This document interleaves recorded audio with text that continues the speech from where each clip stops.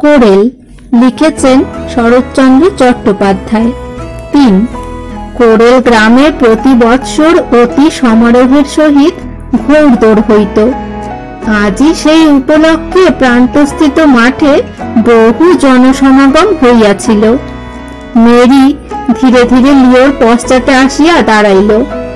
লিও তখনও অত্যন্ত মনোযোগের সহিত পুস্তক লিখিতেছিল, তাই দেখিতে পাইল না। মেরি কহিল, আমি আসিয়াছি, ফিরিয়া দেখো। লিও ফিরিয়া দেখিয়া কহিল, ইস, এত সাজিয়াছ কেন? মেরিও হাসিয়া ফেলিল, কহিল, সাজিয়াছি কেন শুনিবে? বলো। আজ ঘোড়দৌড় হইবে, যে জয়ী হইবে সে আজ আমাকেই ফুলের মালা দিবে। তবে তো তোমার আজ বড় সম্মান, তাই এত সাজসজ্জা। মেরি প্রীতি প্রফুল্ল নেত্রে কিছুক্ষণ লিওর মুখপানে চাহিয়া রহিল। তাহার পর পরম স্নেহে দুই হস্তে তাহার গ্রীবা বেষ্টন করিয়া মুখের কাছে মুখ রাখিয়া বলিল, শুধু তাই নয়, তুমি আমার কাছে থাকিবে। তোমার পাশে দাঁড়াইয়া পাছে নিতান্ত কুৎসিত দেখিতে হই, সেই ভয়ে এত সাজিয়াছি।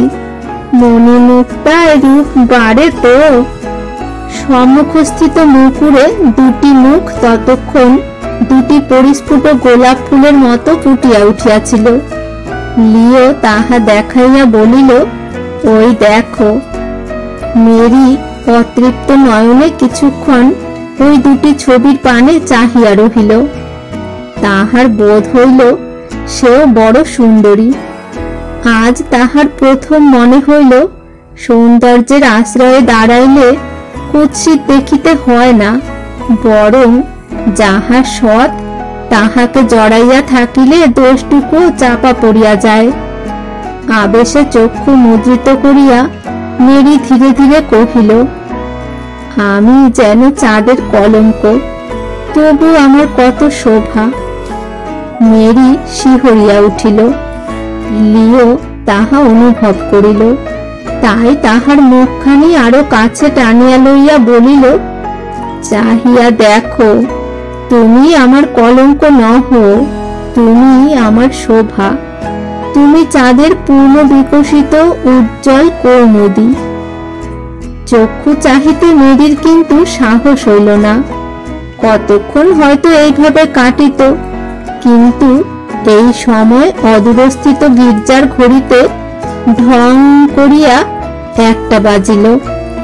মেরি চমকিয়া উঠিয়া দাঁড়াইয়া ব্যস্ত হইয়া কহিল, সময় হইয়াছে, চলো।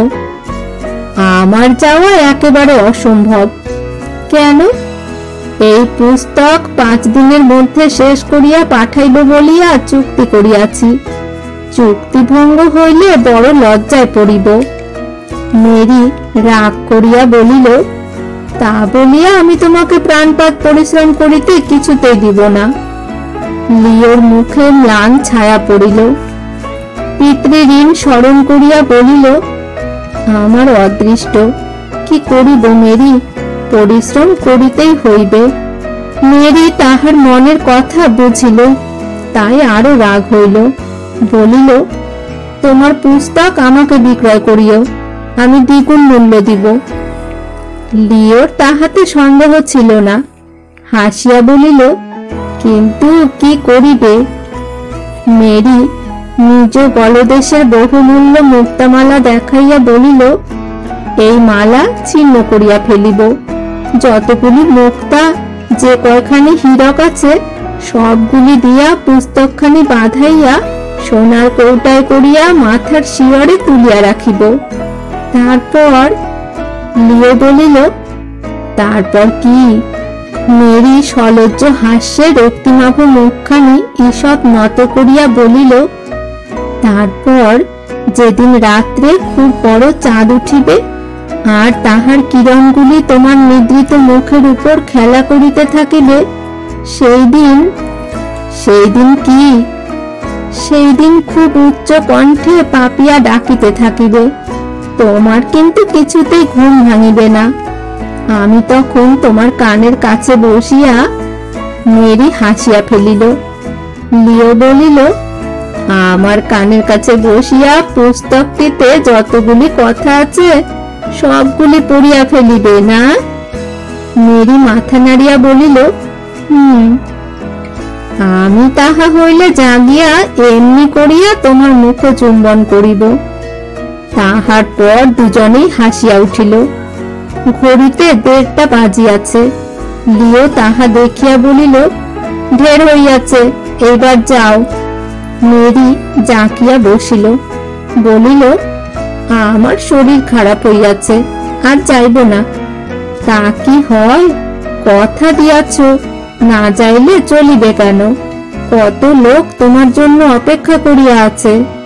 মেরি নিতান্ত অবাধ্যের মতো কহিল, চুক্তি ভঙ্গ হইলে তোমার মতো আমার বিশেষ লজ্জাবোধ হয় না, আমি যাইব না।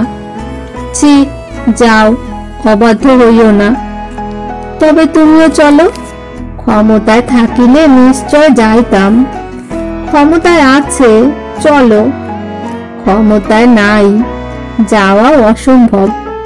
মেরি উঠিয়া দাঁড়াইয়া বলিল, তবে আমি আর এখানে আসিব না।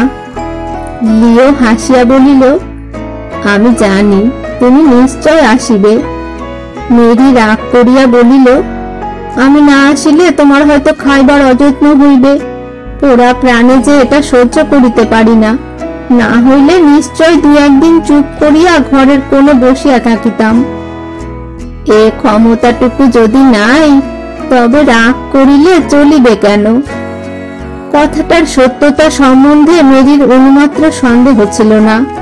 তাই ক্ষুণ্ণ অন্তঃকরণে গাড়িতে বসিয়া ভাবিল, সে ছেলেবেলায় পড়িয়াছিল যে উদরের উপর নাকি একদিন হাত পাগুলা বড় চটিয়া গিয়াছিল, কিন্তু ফল বিশেষ তৃপ্তিজনক হয় নাই। মেরি তাই রাগ করিতে পারিল না।